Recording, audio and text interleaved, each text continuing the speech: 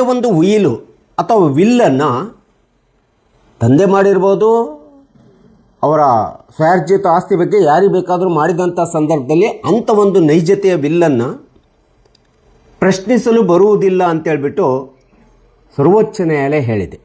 ನಿಮಗೆ ಗೊತ್ತಿರೋ ಪ್ರಕಾರ ವಿಲ್ಲು ಅಂದ ತಕ್ಷಣ ಅದು ಸ್ವಯಾರ್ಜಿತ ಆಸ್ತಿಯ ಮೇಲೆ ತಂದೆ ಆದಂಥವರು ಇನ್ಯಾರೋ ತಮ್ಮ ಸ್ವಯಾರ್ಜಿತ ಆಸ್ತಿಯನ್ನು ಬೇಕಾದಂಥವರಿಗೆ ಬರೆದು ಕೊಡ್ತಕ್ಕಂಥದ್ದು, ಉಯಿಲು ಮಾಡ್ತಕ್ಕಂಥದ್ದು ಕಾನೂನುಬದ್ಧವಾದಂಥ ಅವರ ವೈಯಕ್ತಿಕವಾದಂಥ ಹಕ್ಕಾಗಿರ್ತದೆ.